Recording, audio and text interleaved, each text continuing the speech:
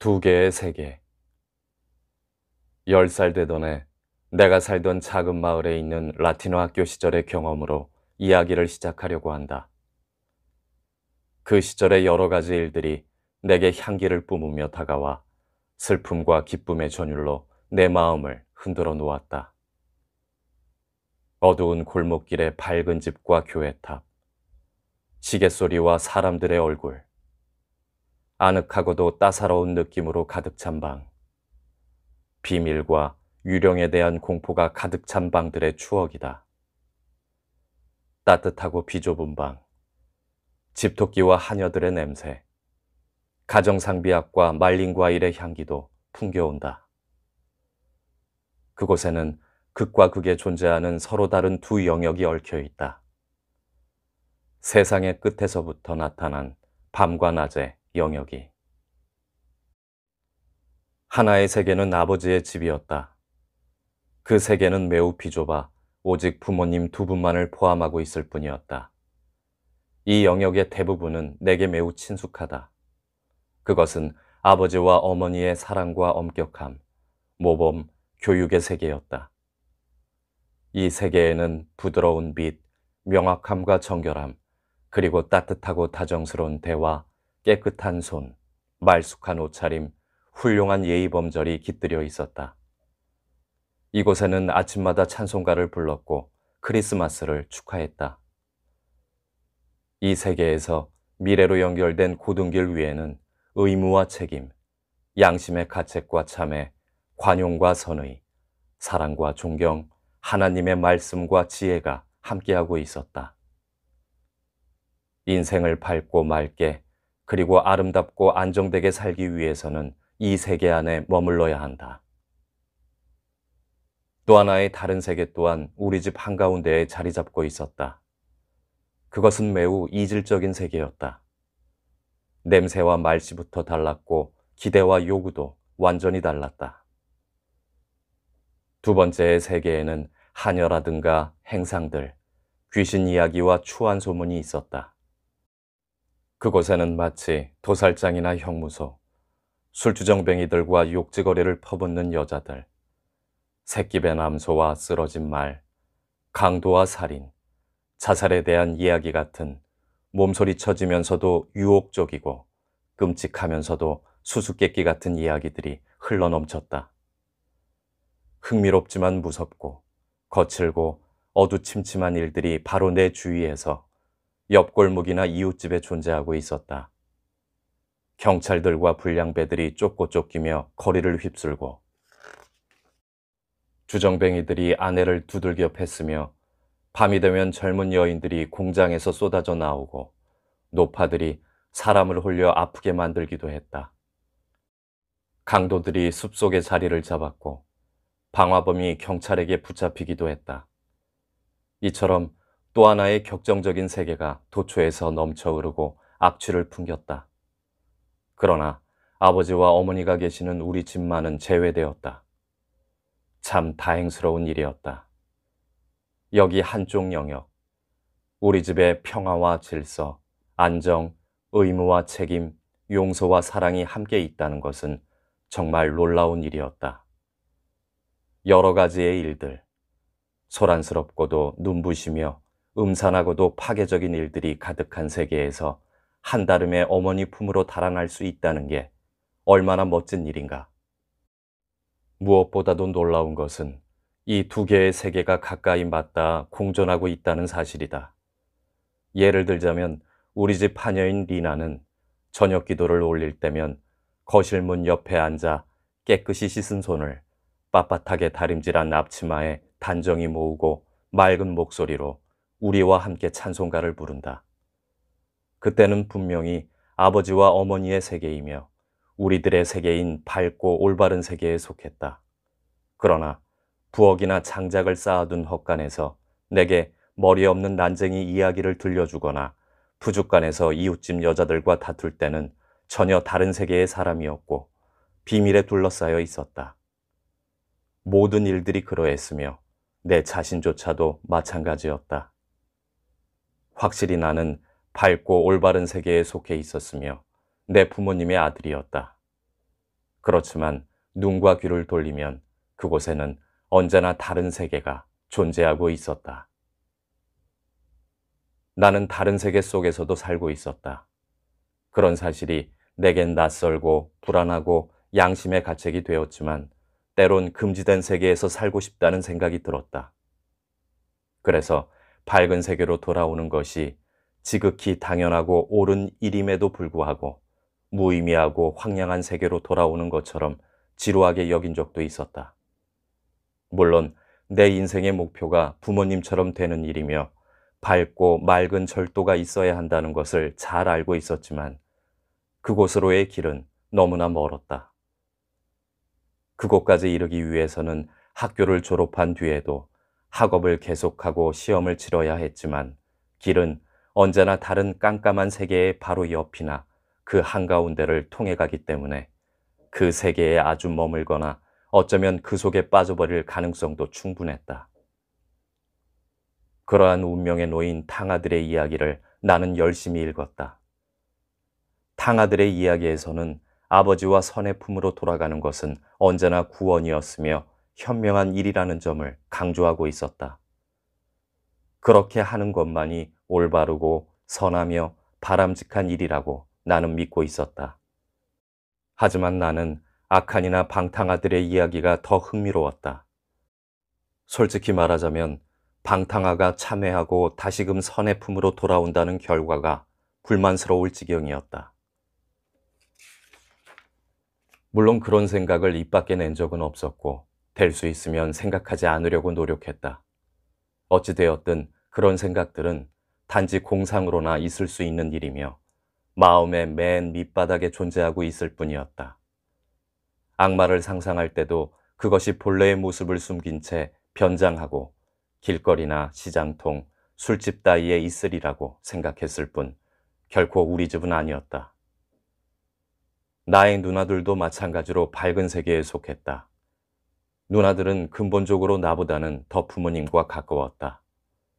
나에 비하면 훨씬 착하고 몸가짐도 발랐으며 나쁜 점이란 없었다. 물론 누나들에게도 약간의 결점이나 나쁜 버릇은 있었지만 심각하지 않았으며 무엇보다도 나의 경우와는 달랐다. 나의 경우 악마와의 접촉은 몹시 괴롭고 곤혹스러운 것이었으며 나에겐 어두운 세계가 훨씬 가까운 것 같았다. 누나들은 부모님처럼 칭찬을 받고 존경받을 만한 자격이 있었다.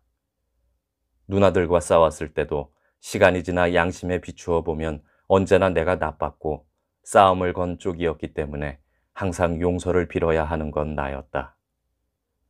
누나들을 욕하는 것은 부모님과 성과 도덕을 모욕하는 일이기 때문이다. 그러나 나는 누나들과는 함께 나눌 수 없는 더할 나위 없이 불량한 거리의 불황아들과 나누는 비밀을 지니고 있었다.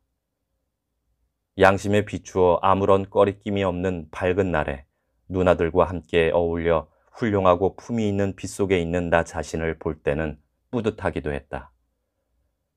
천사라면 분명 그랬을 것이다.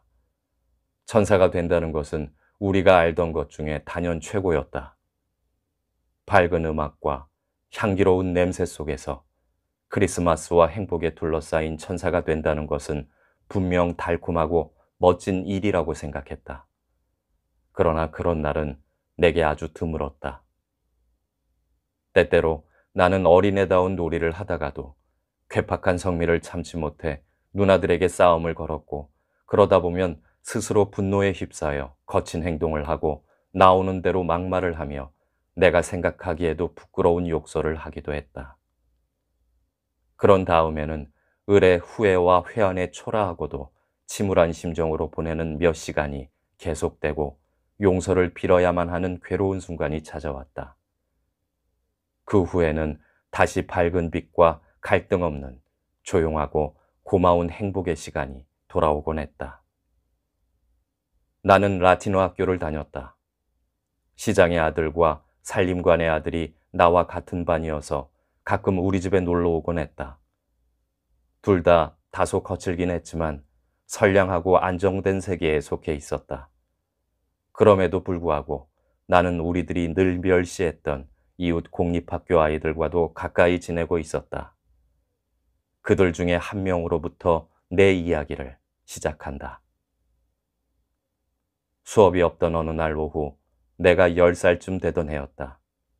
나는 이웃의 두 아이와 어울려 거리를 배회하고 있었다.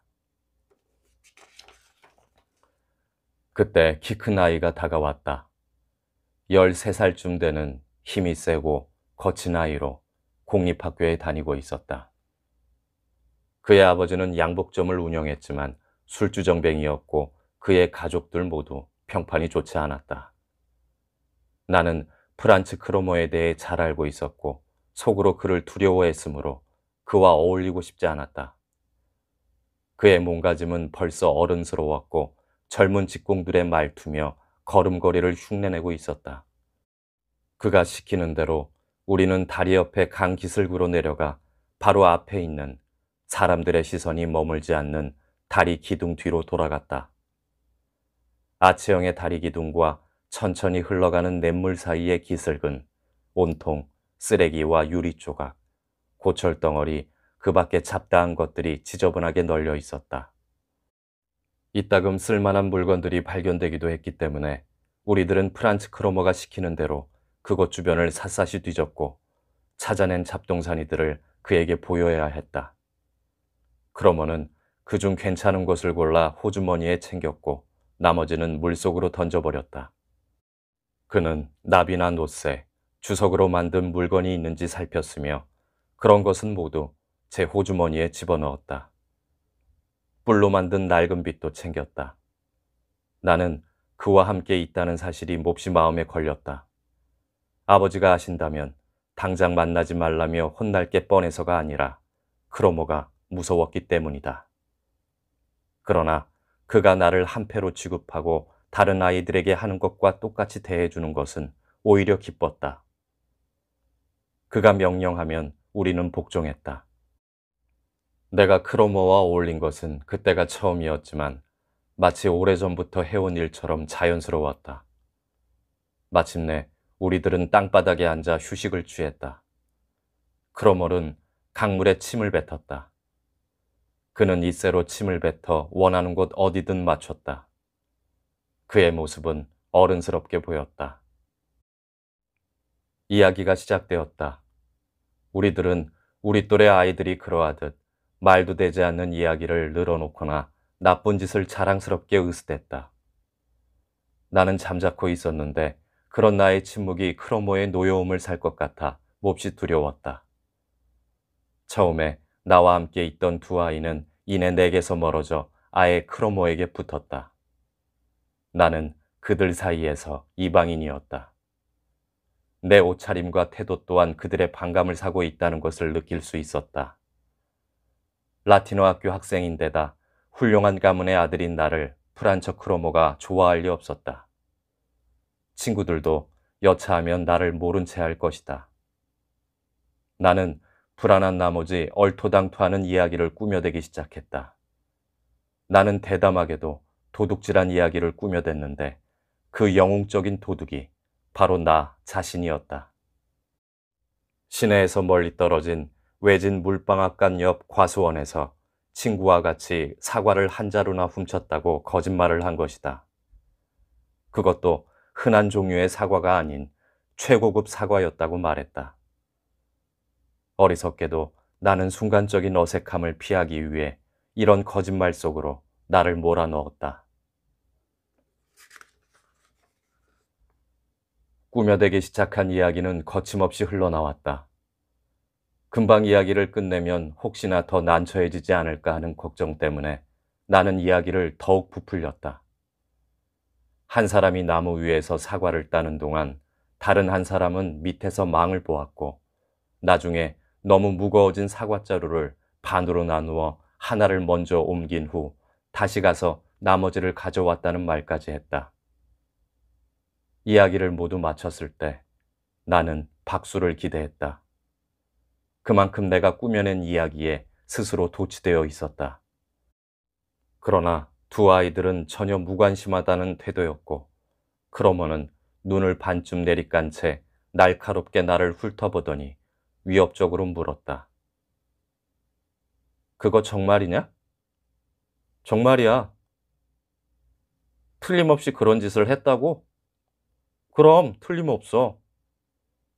나는 지지 않고 분명한 어조로 대답을 했지만 마음속으로 불안해서 숨이 막힐 것만 같았다. 맹세할 수 있냐? 하나님의 이름으로라고 맹세해. 나는 겁이 더럭 났지만 그렇다고 말할 수밖에 없었다. 하나님의 이름으로. 결국 나는 그렇게 말하고 말았다. 그래, 좋아. 크로머는 그제야 몸을 돌렸다. 이젠 살았구나 하고 생각한 나는 조금 뒤 크로모가 돌아가자고 말했을 때 무척 기뻤다. 다리 위에 다다랐을 땐 난 집으로 돌아가야 한다고 머뭇거리며 그에게 말했다. 그렇게 서두를 필요 없어. 어차피 같은 길로 가야 하니까. 크로머는 웃으며 말했다. 그는 천천히 걷고 있었는데도 나는 감히 도망칠 수 없었다. 그리고 그는 정말 우리 집 쪽으로 가고 있었다.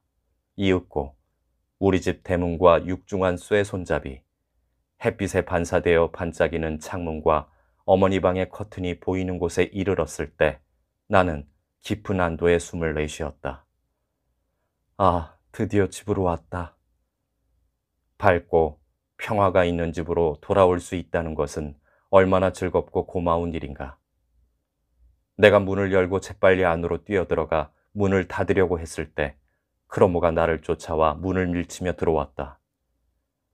앞마당 쪽으로만 햇빛이 들어오는 서늘하고 어두운 타일 복도에서 크로모는 내 옆으로 바짝 다가와서 팔을 붙잡고 낮은 목소리로 말했다. 그렇게 서두를 필요 없다고 했지? 나는 깜짝 놀라 그의 얼굴을 바라보았다. 내 팔을 잡고 있는 그의 손이 마치 무쇠처럼 단단하게 느껴졌다. 그는 대체 왜 이러는 것일까? 나를 괴롭히려는 것일까 하는 생각에 금세 불안해졌다. 만약 지금 소리를 지른다면 누군가 달려와 나를 구해줄 수 있을까? 그러나 나는 그렇게 하지 않았다. 왜 이래? 뭘 어쩌겠다는 거야? 내가 먼저 물었다. 아니야. 잠깐 너한테 뭘 좀 물어보려고. 굳이 다른 아이들이 들을 필요는 없는 일이니까. 그래? 대체 무슨 이야기를 더 하라는 거야? 나 들어가야 돼. 알잖아. 너 알고 있겠지? 방앗간 옆 과수원이 누구네 땅인지. 크로머는 나직한 목소리로 말했다. 아니, 몰라. 난 그저 방앗간 집 땅이라고 생각했어. 크로모가 한쪽 팔로 내 몸을 휘감아 바짝 끌어당겼기 때문에 바로 코앞에서 그의 얼굴을 들여다보게 되었다. 그의 얼굴에는 사악하고 심술궂은 기운이 넘쳐 흘렀다. 그래? 그럼 그 과수원이 누구네 것인지 가르쳐 줄게. 사과를 도둑맞고 있다는 건 오래전부터 알던 사실이야. 과수원 주인이 사과를 훔친 놈을 신고하면 2마르크를 주겠다고 한 것도 알고 있어. 뭐? 아, 맙소사! 나는 신음을 내뱉었다. 너 설마 주인에게 일러 바치지는 않겠지? 그의 양심에 호소한다 해도 소용없는 일이라는 걸 난 확실히 느꼈다. 그는 다른 세계의 인간이었으며 그에게 있어 배신 따위는 결코 죄책감을 느낄 만한 일이 아니었다. 이런 일에 있어 다른 세계의 사람들은 우리들과는 근본적으로 달랐으니까. 일러 바치지 말라고? 크로머는 가소롭다는 듯이 픽 웃었다. 야, 넌 내가 돈 찍는 공장이라도 가진 줄 아냐? 나 가난뱅이야. 너처럼 돈 많은 아버지 둔 것도 아닌데 내가 왜 2마르크를 벌 수 있는 기회를 놓치겠냐? 어쩌면 과수원 주인이 조금 더 줄지도 모르는데.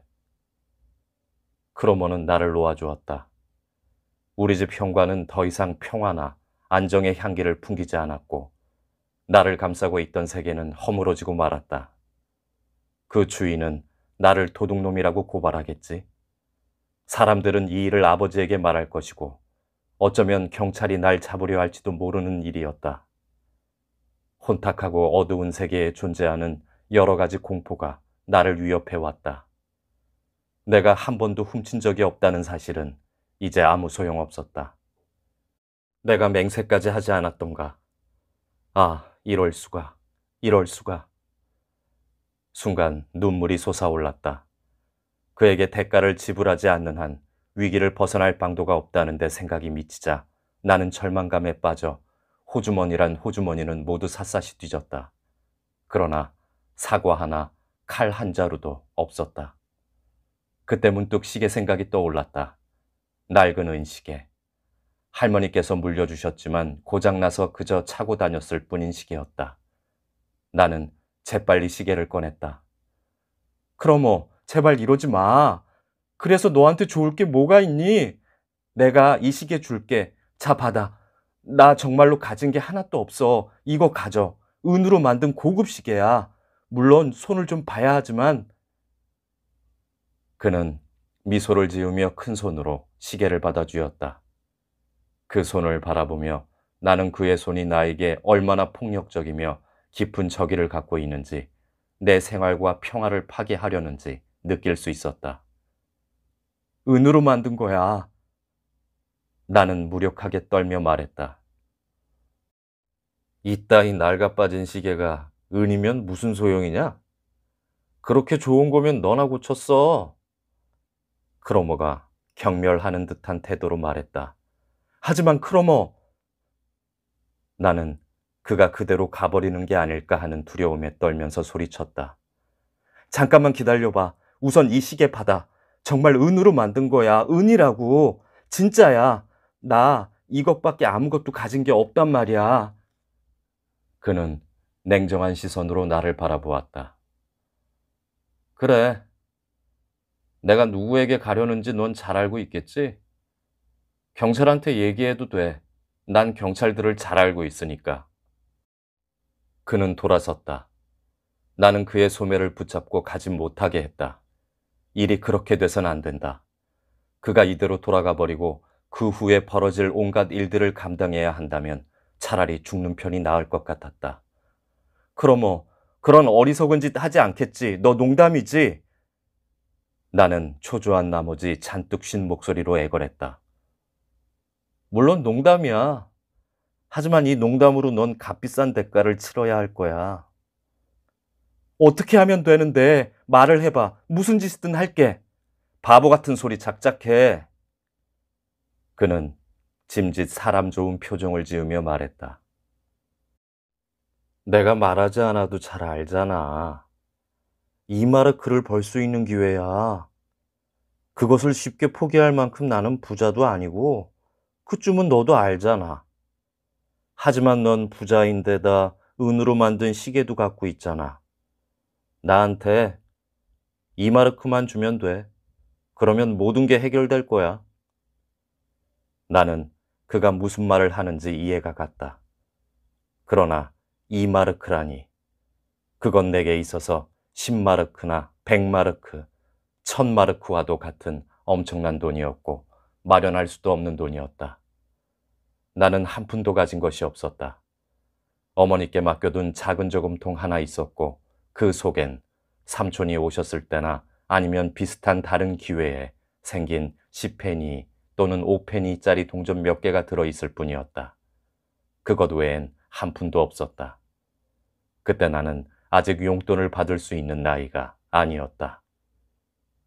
돈이라곤 정말 한 푼도 없어.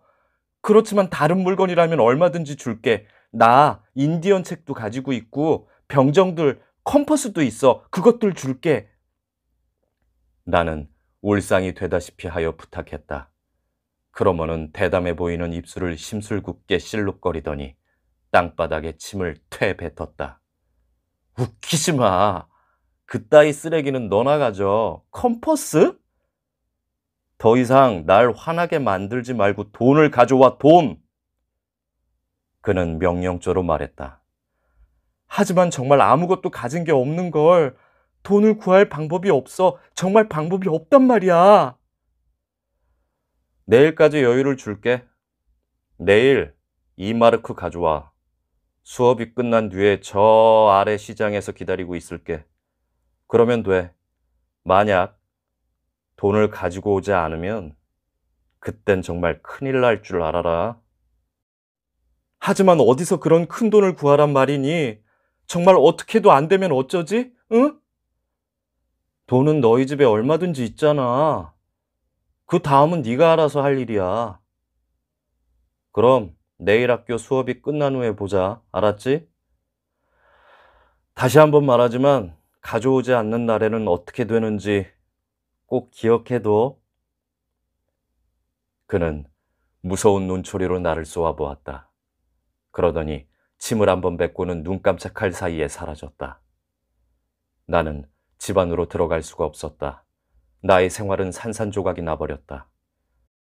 어디론가 도망쳐서 영영 돌아오지 말까?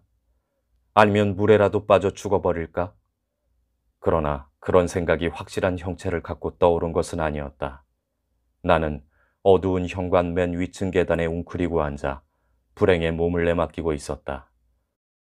리나가 장작을 가지러 가려고 광주리를 들고 내려오다가 계단에 앉아 훌쩍거리고 있는 나를 발견했다. 나는 그녀에게 식구들에게는 아무 말도 하지 말라고 당부한 뒤 방으로 들어갔다. 유리문 옆에 옷걸이에 아버지의 모자와 어머니의 양산이 걸려 있었다. 우리 집의 분위기와 사랑이 이러한 사소한 물건들로부터 물밀듯 밀려왔다. 세상의 모든 것으로부터 버림받은 자식이 그리운 고향집의 방을 보고 그 냄새를 맡고 감사하는 마음을 갖듯 내 마음도 그랬다. 그러나 이제 이러한 것들은 나의 것이 아니었다. 그것은 단지 아버지와 어머니만의 밝은 세계였으며 나는 죄를 짓고 낯선 심연 속에 깊숙이 가라앉아 모험과 제약의 몸을 맡기고 위협과 불안과 치욕이라는 적에게 협박받았다. 모자와 양산, 오래된 자갈이 깔린 고급 현관 바닥, 가구 위에 걸린 커다란 그림, 거실에서 들려오는 누나들의 목소리, 이 모든 것들이 그 어느 때보다도 훨씬 더 정겹고 부드럽고 소중하게 여겨졌다. 하지만 그런 것들은 이미 더 이상 내게 위안이 되지 못했으며 내 소유도 아니었으며 오로지 엄한 질책일 뿐이었다. 나는 그 밝고 고요한 세계 속에 속할 수 없었다. 나는 깔개 위에 지워지지 않는 자국을 남긴 더러운 발을 하고 있었고 정체를 알 수 없는 이상한 그림자를 우리 집 안으로 끌어들였다. 지금까지 수많은 비밀과 불안을 품어왔지만 오늘 내가 가져온 것에 비하면 모두가 어린애 장난이며 웃음거리에 지나지 않았다. 운명이 두 손을 뻗어 나를 쫓아왔고 이곳으로부터는 어머니도 나를 구해낼 수 없었다. 어머니에게는 알려서도 안 되는 일이었다. 지금 나의 죄가 도둑질이든 거짓말이든 간에 나는 하나님의 이름으로 거짓 맹세를 하지 않았던가. 모두 마찬가지였다. 나의 죄는 이도저도 아닌 악마에게 손을 내밀었다는 사실이었다. 왜 나는 그를 따라갔던가? 왜 나는 아버지에게 복종했던 것보다 더 순순히 크로머에게 복종했던가? 무엇 때문에 그따위 도둑질 이야기를 꾸며댔던가? 그런 짓이 진정 영웅적일 수 있다고 믿었던 것일까? 그때부터 악마가 내 손을 잡고 있었고 적이 내 뒤를 따라 다니게 된 것이었다. 잠시 동안 나는 내일 당장 닥칠 공포보다는 내 앞날이 이 순간부터 점차 내리막길이 되어 마침내는 암흑에 이를 것이라는 섬뜩한 두려움으로 몸을 떨었다. 이 실수로 인해 또다시 새로운 잘못을 저지르게 될 것이고 누나들과 다정히 지내는 일이며 부모님께 드리는 인사와 입맞춤도 모두 위선이 될 것이며 그들에게 숨길 수밖에 없는 운명과 비밀을 갖게 되었다는 것을 느꼈다. 아버지의 모자를 보았을 때 순간적으로 알 수 없는 믿음과 희망이 내 마음을 스쳤다. 아버지께 모든 것을 말씀드리고 아버지의 처분에 따라 벌을 받게 되면 그렇게 해서 아버지가 내 편이 될 수만 있다면 구원받을 수 있지 않을까? 그러나 고백하는 순간 지금껏 그래왔듯이 참회와 괴롭고 가슴 아픈 시간을 버텨야 한다. 이런 생각은 얼마나 달콤한 위로처럼 느껴졌던가, 얼마나 아름다운 유혹이었던가. 그러나 모두 부질없는 생각이었다. 나는 내가 그렇게 하지 않으리라는 것을 잘 알고 있었다. 분명한 것은 내가 비밀로 간직해야만 하는, 오직 나 혼자 감당해야 할 죄를 지었다는 사실이다. 어쩌면 나는 지금 갈림길에 서 있을지도 모른다. 그리고 이 순간부터 영원히 사악한 길로 빠져들어 악당들과 비밀을 나누며 그들에게 종속되어 복종하고 그들과 똑같은 존재가 되어야 할지도 모른다. 어른인 척, 영웅인 척하며 벌인 일의 대가를 견뎌야만 한다. 방으로 들어섰을 때 아버지께서 내 젖은 신발을 지적하며 혼내신 것은 차라리 다행이었다.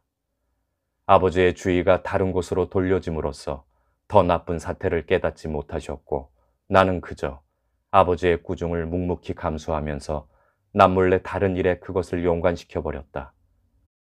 그러다 보니 새롭고 묘한 감정이 마음속에 일어났다. 바로 날카로운 반항심이었다. 나는 아버지에 대해 우월감을 느꼈다.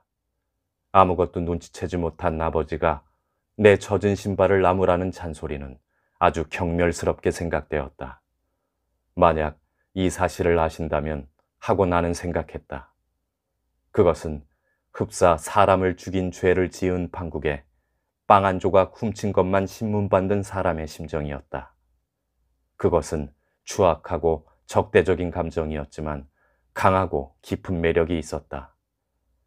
다른 어떤 생각보다도 더 단단하게 내 비밀과 죄를 결박시켰다.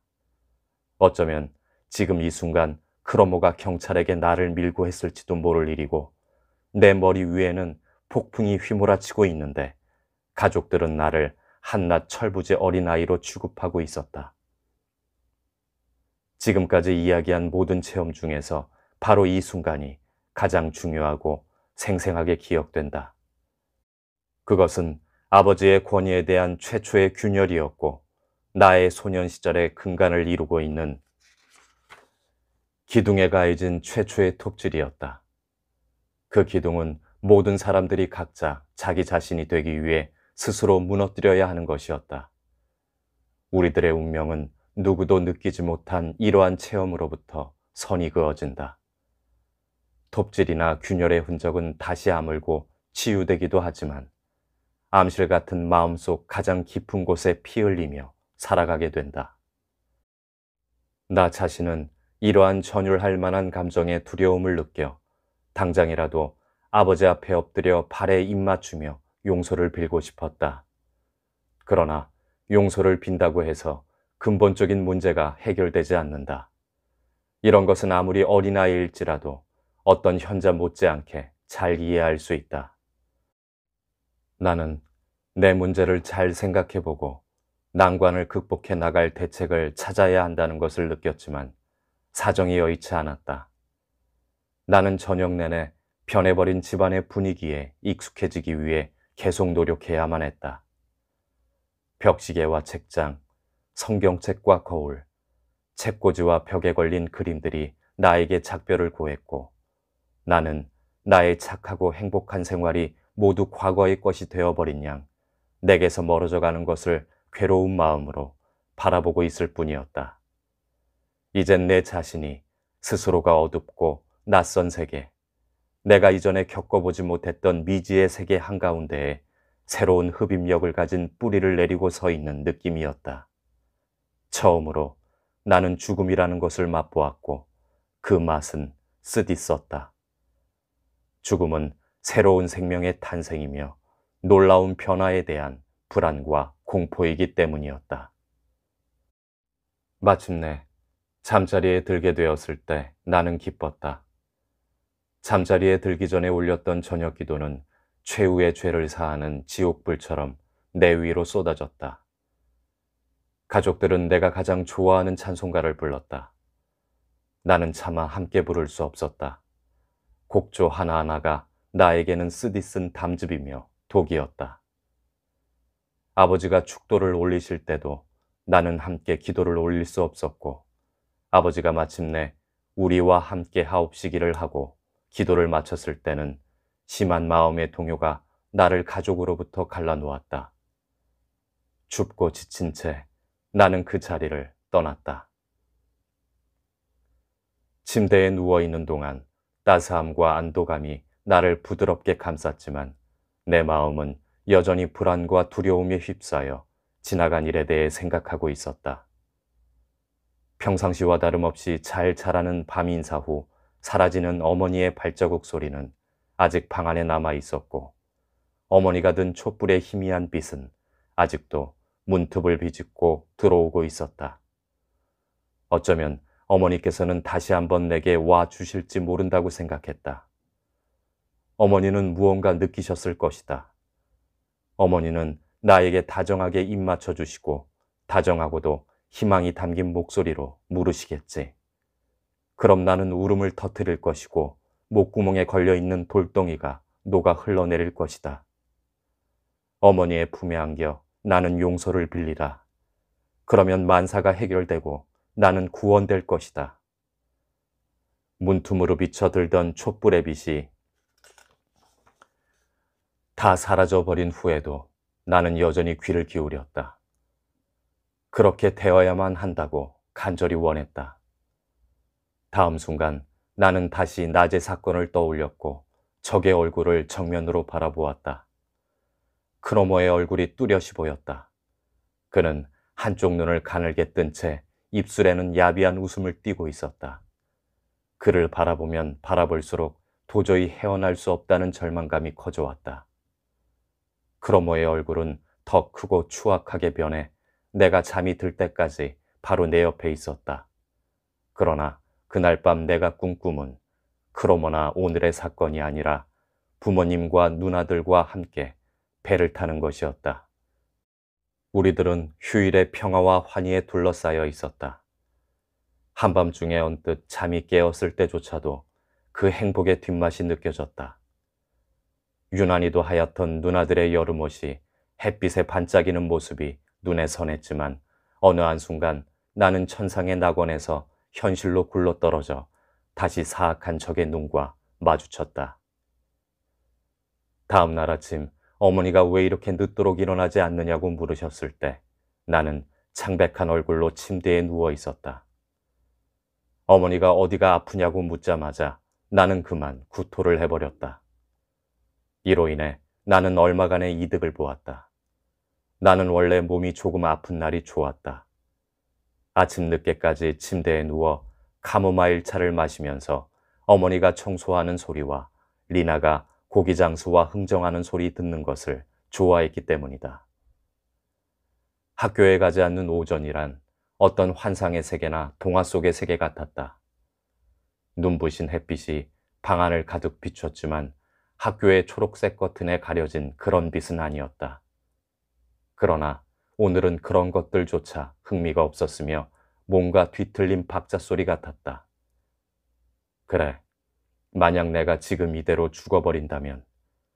하지만 난 가끔 그랬던 것처럼 단지 약간 몸이 불편할 따름이었고 이것으로는 아무 일도 해결할 수 없었다. 학교에 가지 않을 수는 있었지만 11시에 시장에 가서 나를 기다리고 있을 크로모로부터 나를 보호하지는 못한다. 어머니의 친절한 간호도 위안이 되지 못했다. 오히려 귀찮고 고통스럽기만 했다. 나는 잠든 채 하고 누워서 여러 가지 궁리를 해보았지만 모두 소용없었다. 나는 11시에는 시장에 가야만 했다. 그래서 10시쯤 일어나 이제는 좀 나아졌다고 말했다. 어머니는 자리에 좀 더 눕든지 학교를 가라고 하셨다. 나는 학교에 가겠다고 말했다. 한 가지 계획을 세웠던 것이다. 빈손으로 크로모에게 갈 수는 없었다. 내 작은 저금통에 손을 대는 방법밖에 없었다. 물론 그 안에 든 돈으로는 충분하지 않다는 것을 잘 알고 있었다. 크로모를 만족시킬 만한 돈은 아니었지만 한 푼도 없이 가는 것보다는 그것이라도 갖고 가서 크로모를 달래는 편이 낫다는 것을 본능적으로 깨달았다. 양말바람으로 살그머니 어머니 방에 숨어 들어가 어머니 책상 속에 든 저금통을 꺼냈을 때는 기분이 좋지 않았다. 그러나 어제처럼 나쁘지는 않았다. 가슴이 너무 뛰어 숨이 막힐 지경이었다.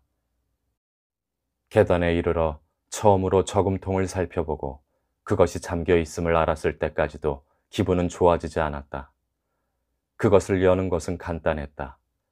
가는 양철 격자를 부수기만 하면 된다. 그러나 막상 저금통을 부수었을 때는 무척 슬펐다. 이로써 나는 최초의 도둑질을 하게 된 셈이다. 그때까지는 기껏해야 사탕이나 과일을 몰래 꺼내 먹은 정도의 일밖엔 없었다. 비록 내 저금통이기는 하지만 도둑질이나 다름없다. 나는 크로모와 그가 속해 있는 세계로 한 걸음 더 다가섰고 타락의 길로 점점 빠져들고 있다는 것을 깨닫고 저항하고 싶었지만 지금으로서는 악마가 나를 잡아간다 해도 돌이킬 수 없었다. 나는 불안한 마음으로 돈을 세어보았다. 저금통에 들어있었을 때는 제법 많은 줄 알았는데 막상 뚜껑을 열어보니 형편없이 적은 돈이었다. 65페니. 나는 깨진 저금통을 현관 옆에 감추어 놓고 돈만 챙겨 이전에 현관을 나섰을 때와는 전혀 다른 기분으로 집을 나섰다. 누군가 2층에서 나를 부를 것만 같아 재빨리 도망쳐 나왔다. 10분 정도의 여유가 있었으므로 일부러 지름길을 피해 골목길을 빙 돌아갔다. 한 번도 본 적 없는 듯한 구름 아래로 나를 바라보는 집들을 지나 나를 의심쩍게 바라보는 듯한 사람들의 시선을 피해 걸었다. 친구가 가축시장 부근에서 1달러를 주운 일이 문득 떠올랐다. 하나님이 내게도 그런 행운을 베풀어 주십사고 기도하고 싶었지만 나는 더 이상 기도를 올릴 권리가 없는 놈이었다.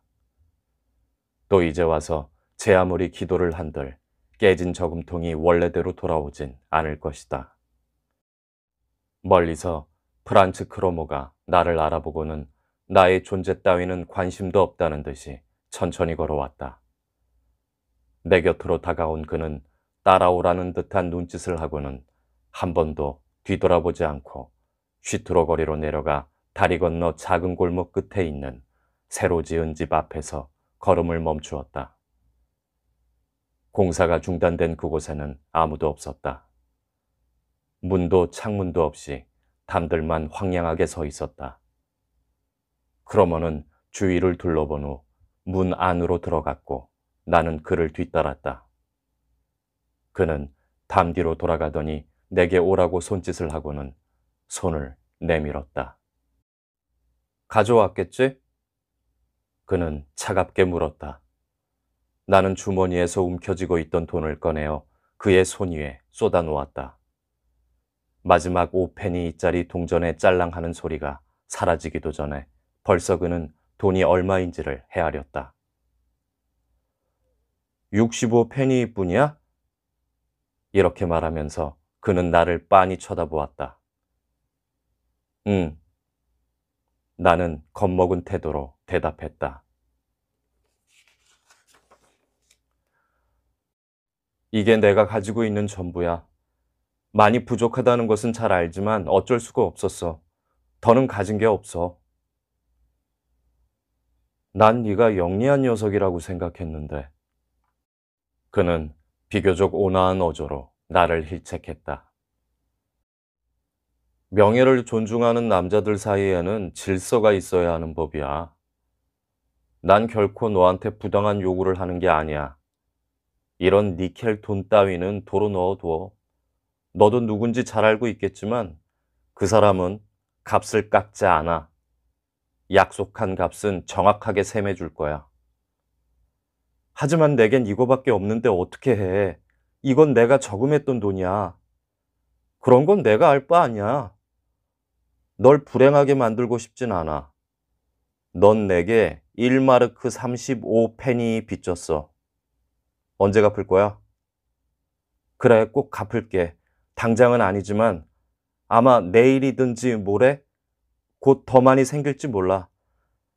아버지한테 말씀드릴 수 없다는 건 너도 잘 알잖아. 그건 나와 상관없는 일이야. 뭐 널 괴롭히고 싶진 않아. 너도 알겠지만 나는 오늘 오전 중에 그 돈을 가질 수 있었어. 난 가난해. 넌 나보다 좋은 옷을 입고 훨씬 맛있는 점심을 먹었겠지. 그렇지만 난 아무 말 않겠어. 좋아. 좀 더 기다려줄게. 모레 오후에 휘파람을 불 테니까 그땐 모든 계산을 다 하는 거야. 뇌 휘파람 소리 알고 있지? 응, 알고 있어. 나는 대답했다. 그는 나와는 아무런 상관도 없다는 듯이 떠나버렸다. 더 이상 아무 일도 일어나지 않았다. 지금이라도 만약 크로모의 휘파람 소리가 들린다면 나는 깜짝 놀랄 것이다. 그 이후 나는 그의 휘파람 소리를 들어야만 했다. 어디에서든 무슨 일을 하고 무슨 놀이를, 무슨 생각을 하든 그 휘파람 소리는 나를 따라다니며 내게 명령했고 그것은 내 운명이 되었다. 어느 조용하고 풍요로운 가을, 아끼는 정원에 나와 섰을 때 나는 지금보다 어리고 착하고 자유분방하고 보호받고 있었던 어린 시절로 돌아가 그때 좋아했던 놀이를 해보고 싶은 충동을 느꼈다. 그때마다 어디선가 크로모의 휘파람 소리가 들려와서는 내 마음을 뒤집어 놓았다. 그 휘파람 소리 때문에 내 어린 시절의 추억은 산산이 파괴되어 깨져버렸다. 나는 밖으로 나갔고 협박하는 그를 쫓아 추악하고 증오심을 일으키는 곳으로 끌려가서 끊임없이 변명하고 돈 재촉을 받아야 했다. 그런 일은 비록 수주일쯤 계속되었지만 내게는 수년, 아니 영원히 계속될 것 같았다. 가끔은 5페니나 10페니를 가져갔는데 그것은 리나가 요리대 위에 올려둔 시장 바구니에서 훔친 돈이었다. 그때마다 나는 크로모에게 욕을 먹고 멸시를 당했다. 내가 그를 기만하고 정당한 그의 권리를 침해하고 있으며 돈을 도둑질함으로써 자기를 불행하게 만들고 있다는 이유였다. 내 일생에 이때처럼 순환을 받은 적도 이보다 더 큰 절망감, 굴욕감을 느낀 적도 없었다. 저금통에는 장난감 돈을 넣어서 깜짝같이 제자리에 가져다 두었다. 아무도 그 저금통에 대해 관심을 갖지 않았지만 언제 발각될지 몰라 항상 마음이 조마조마했다. 어머니께서 조용히 내게 다가올 때면 혹시 저금통에 관한 일을 알게 되신 걸까 하는 불안함 때문에 크로모의 휘파람 소리보다 더 두려움을 느꼈다. 내가 한 푼도 없이 그 악마에게 나타나는 때가 많아지자 그는 다른 방법으로 나를 괴롭히고 이용하기 시작했다. 나는 그를 위해 일해야만 했다. 그는 나에게 그를 대신해서 그의 아버지 심부름을 하거나 10분 동안 외발뛰기, 지나가는 사람의 겉옷에 종이 조각 붙이기 등을 명령했다. 나는 꿈에서도 이런 고통을 당하거나 악마에게 쫓겨 가유에 눌린 채 식은땀을 흘려야만 했다. 결국 나는 병이 났다. 자주 구토를 하고 곧잘 오한에 떨었으며 밤엔 열이 오르고 식은땀을 흘렸다. 어머니께서는 뭔가 잘못됐다는 것을 알고는 내게 온갖 관심을 쏟으셨지만 그것이 나를 더욱 고통스럽게 했다. 어느 날 저녁 내가 일찍 잠자리에 누웠을 때 어머니께서 초콜릿 하나를 주셨다. 어렸을 적부터 어머니는 내가 착하고 얌전하게 잘 지내면 잠이 잘 오도록 이런 것을 상으로 주시곤 했다. 그때도 어머니가 내게 초콜릿 한 조각을 내미셨다. 나는 단지 머리를 흔드는 수밖에 없었다. 너무나 가슴 아팠다. 어머니는 어디가 아프냐고 물으며 내 머리를 쓰다듬어 주셨다. 아니야, 아니야. 아무것도 먹기 싫어. 나는 이렇게 고함칠 수밖에 없었다.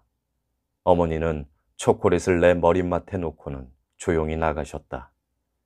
이튿날 어머니가 어젯밤의 일에 대해 물으셨을 때 나는 아무것도 기억하지 못하는 것처럼 행동했다. 의사의 진찰을 받기도 했는데 그는 아침에 냉수욕을 하라는 처방을 내렸다. 그 시절 내 상태는 광기의 연속이었다. 우리 집의 평화스러운 생활 속에서 나는 마치 유령을 본 것처럼 겁먹고 괴로워했으며 다른 사람과 함께 생활할 수도 없었다.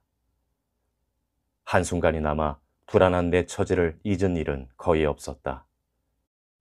아버지께서는 종종 역정을 내며 이유를 물으셨지만 나는 그저 마음을 닫고 말았다.